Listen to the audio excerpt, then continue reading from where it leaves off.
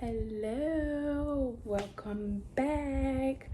I have missed you guys. I hope everybody had an amazing holiday season. I posted a few recaps of mine and I posted some holiday videos. I didn't go crazy with the Vlogmas like every day, but I definitely feel like I gave enough. So I come to you today to talk to you about one of the top 10 shows on Netflix, which is Selling Tampa. And now I'm literally only talking about this because it's in regards to real estate, and then I've seen so much commentary on it. And so I did watch the show, and so I kind of just want to like talk about it because like it was a lot of uproar, but then I also have my other opinions because the uproar was kind of from people who necessarily aren't in the real estate industry. It was kind of just, just as we all watch shows like, and we just give our opinion. But I just kind of wanted to give you guys an aspect from the real estate side as me being a realtor.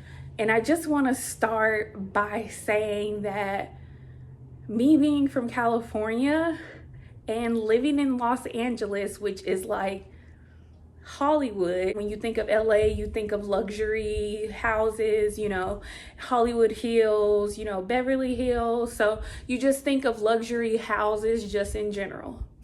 So my first opinion of this, I was like, oh my gosh, Black women in luxury. If I could be in LA in a luxury brokerage ran by a woman working with all Black women, I would die. I literally would die. Like, that is one of my dreams and aspirations.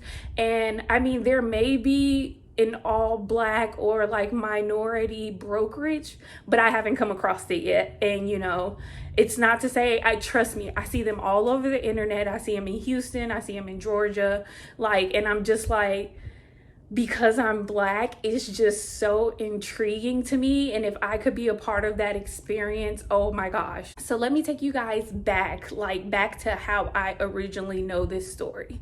So I also watch a YouTube series called I Am Athlete, which Chad Ochocinco is on here, and then Channing Crowder is on here as well, and both of their wives are in real estate. They talk about their wives on the show. They've had their wives, the ladies have their own I Am Woman podcast, which is under the I Am Athlete umbrella. So I just naturally started following Asian Sherelle because I just wanted to, see what they were doing. Obviously these are women that are older, not a lot older than me, but a little bit older than me. They're obviously already have established real estate careers. So I was just following them just to see what was good, just to, the same reason we follow anybody on Instagram, no particular reason. But then I saw that she was opening Allure Realty, and then I was telling my hubby, oh my gosh, when we move to Florida in the future, I'm definitely gonna go for this brokerage. And it wasn't even anything to it. I was just ooh, look what's happening. A couple months after I started following her, like I said, she was starting her own brokerage. And then I saw their pictures when she officially opened. I'm sure this may have been for their Netflix, but just I saw their marketing photos and I was like, oh my gosh, it's all women and they're all minority, Black, Hispanic, they're pretty much all of color. How cool is that? But now that I've watched the show and actually have experienced it, my views don't change. And yes, they are under the Selling Sunset umbrella. And like I said, when you see Selling Sunset, I live in LA, all you kind of think of is luxury. So for them to even be in that space, and like Sherelle, she really pushes that message in the show. Me being on the real estate side it's extremely hard to get into the luxury space. A lot of people don't even get into the space. It's always like obviously through somebody they know, or unless you have like money for like, that's how most agents fall into the luxury space. You know, it's pretty much either they pay for it, or, you know, it's a friend of a friend or a referral. So, you know, and then they kind of just build their luxury portfolio from there. I am not in the luxury space. I am in the, you know, just middle working class everyday space, which I'm totally okay with. It's not anything that I don't aspire to do. But like I said, it's extremely hard to get into that space. So for Black women to be in that space, I was just like, it's amazing. I love to see it. But obviously with everything comes drama, a little messiness. Obviously it's still TV, and, you know, everybody was like, you know, Sherelle was being, you know, one way, and everybody thought she was kind of being like militant and like, you know, a drill sergeant. And I just want to paint a picture for you guys, because as most people know, my brokerage is Keller Williams. Keller Williams, Gary Keller, like obviously that's a big name, like that it's a franchise, you know, name. There could be 250 agents to each Keller Williams office. And, you know, that is a lot. And out of 250 agents, you probably only have 150 that are actually working and closing deals. And then out of that 150 that are working and closing deals, you may only have 50 that are actually producing and like actually selling houses, like maybe 1 or 2 a month. So just think about that. So with Sherelle and Allure Realty, it's her, she's the broker, and then she has 6 other people. So if you're not producing, like, and you're sitting there taking up space, I mean, it does affect, because when you think about the brokerage that I'm in, if the 100 people aren't producing, but, you know, the brokerage is still hitting over $100 million in sales, you know, those 100 people that aren't working, it really doesn't matter. Like, they literally can just have their real estate license. So you only really need to be under a brokerage, because somebody has to be responsible for you for your real estate. So just like if you're a police officer, you like have to go to a precinct, you have to find a county or whatever, however that situation works. But you can't just police on your own. Obviously, you have to be under somebody.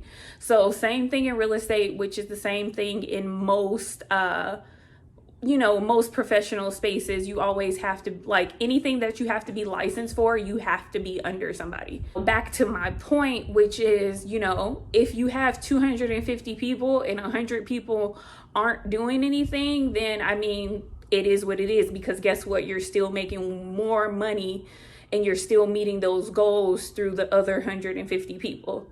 So 250 people, you know, 100 not doing something, or you have a team of 7 and some people aren't producing and just not doing anything, it kind of affects the pocket a little bit different. Well, a lot of people didn't understand or said Sherelle was being, you know, mean or whatever about firing Alexis, like she wasn't giving her a chance. But when it's such a small brokerage and somebody's not producing or even like trying to produce, I mean, yes, you were hosting the other girls' open houses, but luckily you didn't get fired at that point, because that was a huge mistake. I mean, trust me, as a real estate agent, you are an independent contractor, but you still represent a brand, like, you know, whoever your brokerage is.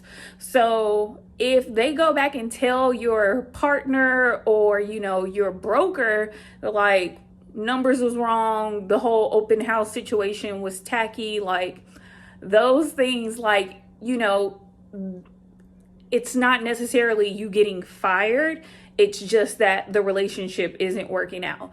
So I mean, luckily Alexis didn't get fired at that point, because I mean, trust me, Girl, you could have pulled up the MLS on your phone, and I don't even know if it's called MLS in Florida, but whatever it's called, you could have pulled it up on your phone. And then I'm like, usually you get to the open house like maybe 30 to 20 minutes before, your client gets there. Why weren't you doing your homework? What were you doing the whole time? And trust me, I've hosted an open house before, so I know, you got to open the windows, turn on all the lights, and da-da-da-da-da.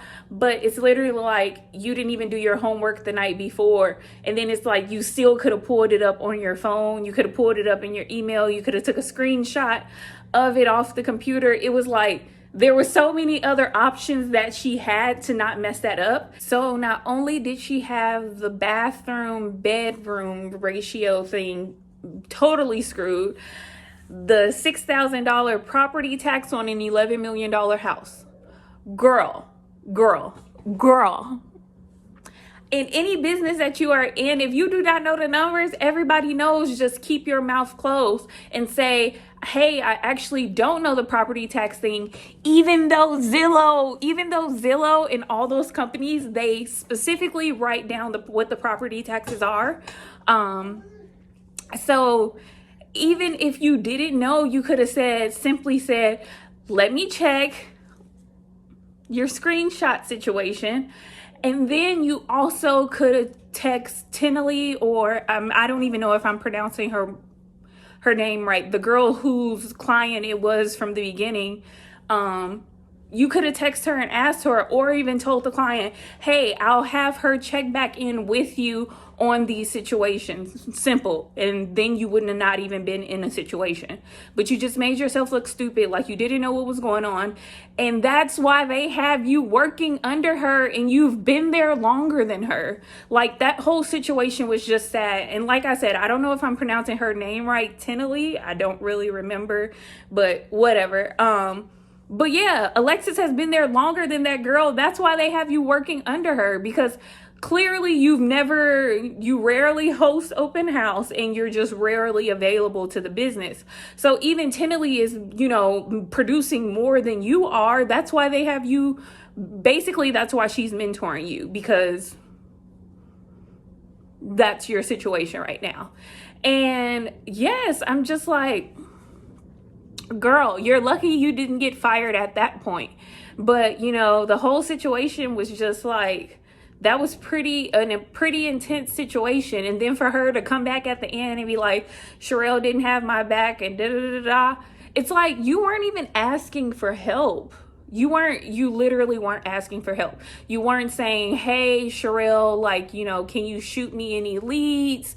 Like, usually when you sign up to a brokerage, I'm not sure what everybody's lead generation situation is. And lead generation is basically how you get your clients. So some brokers do offer lead generation, or they'll give you leads, or, the broker, let's say if Sherelle was tied up in a couple of deals at once, she may have thrown Alexis a client, but you weren't even trying to have those conversations. You just started snouting your nose up, and then you didn't want to be around anybody because you felt like you were left hanging. No, girl, you were just embarrassed. You were just completely embarrassed about the whole situation. So I didn't feel sorry for her. She's super lucky she made it the following 2 weeks, and she's lucky Sherelle didn't curse her out.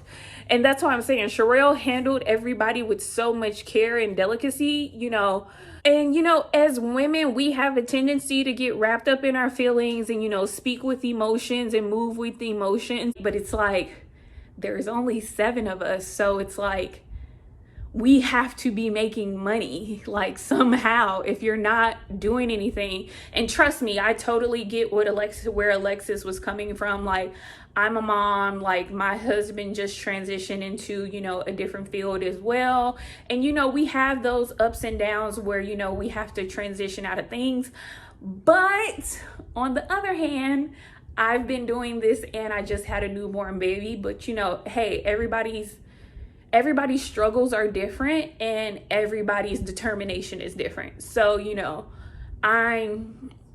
in escrow right now with a client. And, I'm being mentored. I've like gone other people. So, it's not like there's a space where you can't get help. Like if she really wanted it, she could have did it. And, it just sucks that at the end, I mean, yes, Sherelle did let her go, but you got to think of it from a business aspect.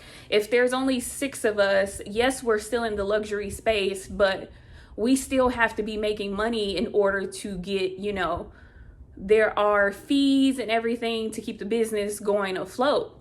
Even when everybody knows that Anne Sophie and Colony were the 2 top producing agents, it's like you're still barely making it because everybody needs to be closing. I mean, when you have such a small group of people, when you're in a smaller brokerage, everybody has to be hustling. Like there can be no days off. So, I totally understood where Sherelle was coming from and, cutting Alexis and like, yeah, we'll have to find a replacement. Whenever you're ready to get to work, feel free to come back. It's not she literally said it wasn't anything personal. It's we have to make money.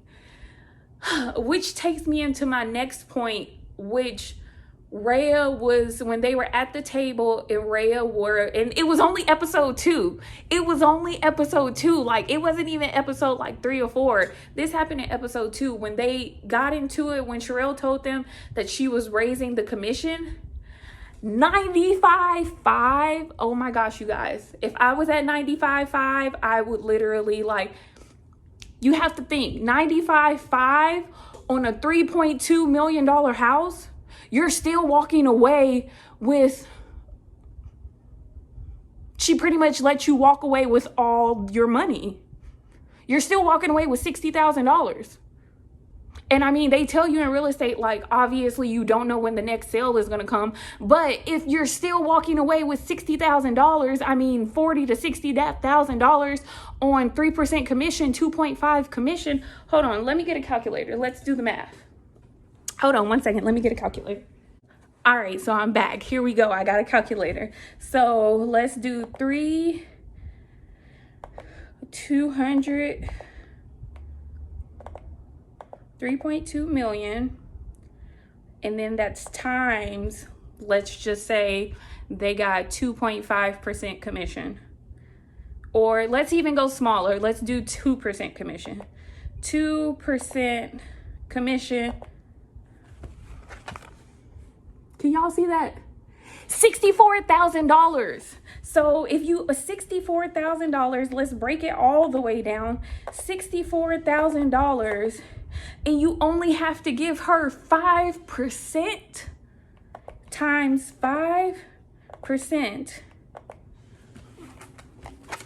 You're literally only putting $3,200 in this woman's pocket, and you have the nerve to be ungrateful. And I mean, I was just in awe because it's like people really don't understand like the real estate side of this. Like me, myself, most people, I know some brokerages, like you have to do 50-50. Like I'm coming off of, when I started with Keilah, I was at, 60-40 for my first couple of transactions. Then I went to 70-30, and then I was able to keep negotiating. But she was giving you 95.5, and you're mad because now she's going to 80-20?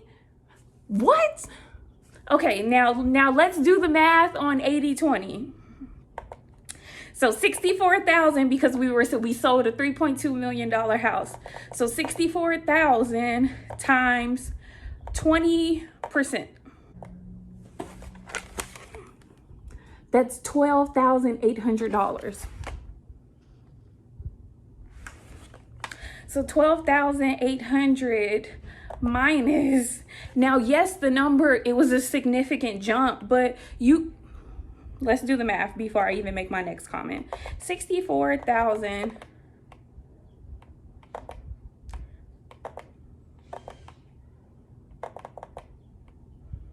minus 12,800.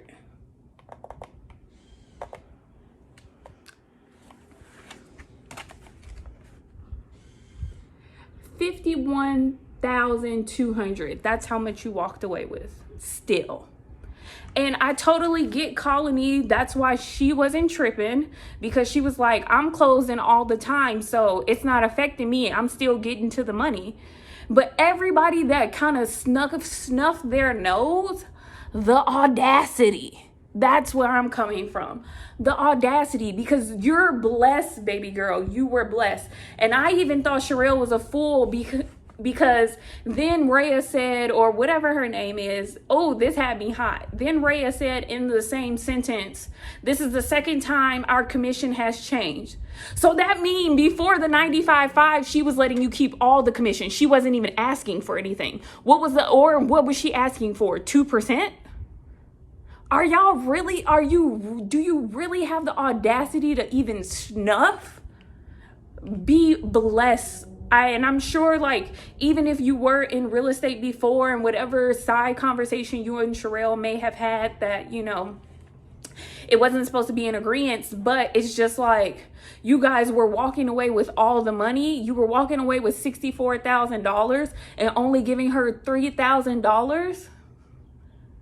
In any business, that's not really how it works.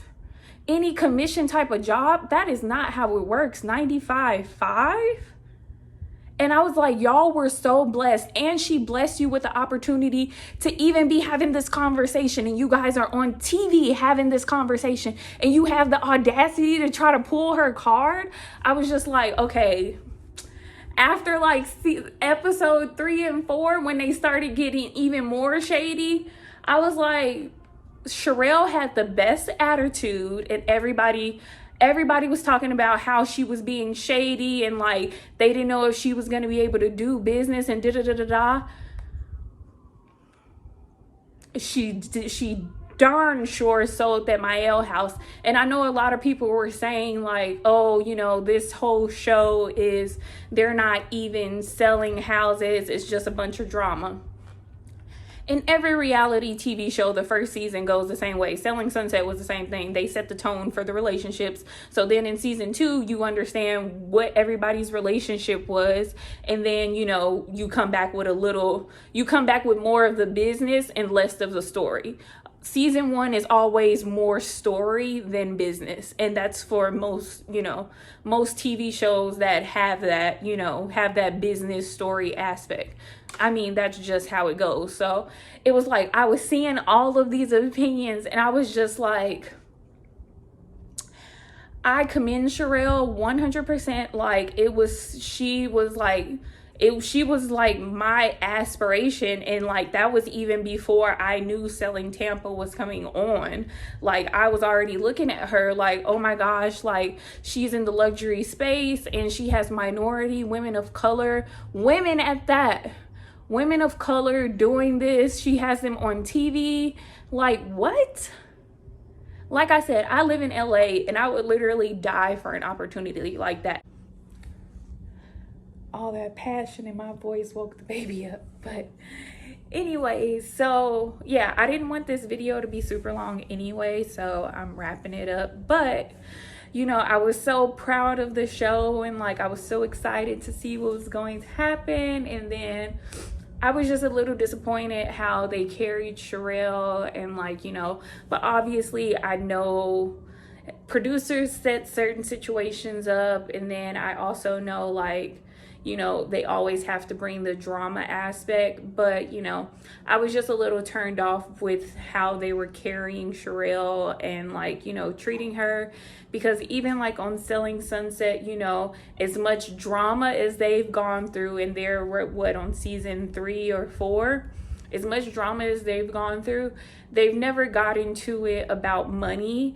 Nobody ever questions that man because he's their broker. Nobody ever questions that man. Nobody, you know, over commission or anything. And I just feel like, you know, for the Black women to come and kind of make it about money, it was a little turn off because, you know, I just know my personal situation, and I know most most real estate brokerages, but they are in a different market. California and Florida is still like in the top 5 most expensive places to live. So even though they are in a different market, the price points aren't too shy of each other. So, I still feel like she gave those women a hell of an opportunity to expose them as realtors, no matter where they go now. She gave them the opportunity to be on TV and show their worth or whatever. And like I said, she brought them into a luxury space, and like they may have been doing luxury already before Sherelle, but she's on a different level, obviously, because she's Ocho Cinco's wife and she was already in the real estate game in Florida. That's why they went to her in the first place.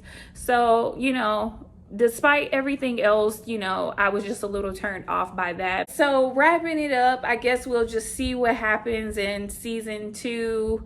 We'll see who's still sticking around, who's not still there. But yeah, it was just like, obviously I'm just giving and all of this is just my personal opinion. Like, some of it is facts. Like the math and stuff, that's facts. But, it's just I'm biased because it's like, anything time you're involved and you have, like, you go through the actual experience and you can relate to somebody else's experience, you're always going to have kind of a biased opinion. So I know so many of my followers on Instagram and so many people loved it. Obviously, it was still good to see Black women coming together, and as catty as they were being, they weren't fighting, they weren't caught, except for that one situation that they had at the dinner table where they were like bitches. But it wasn't like a Love and Hip Hop basketball wives type of situation, which I certainly most appreciated. Awesome job to Sherelle, because she definitely held it down. And I was just feeling like they were kind of attacking her character when, they were only looking at it from one aspect. But, some people are so close-minded and just one-sided that's just kind of how the, everything tumbles. So, this was strictly just my opinion, and I only commented on it because I saw so many opinions, and I was just like, if you're a realtor, like, you think the total opposite. You're not even thinking where other people are thinking. So, but yes, thank you so much for tuning in. I always appreciate you guys, and tell a friend to like, comment, and subscribe.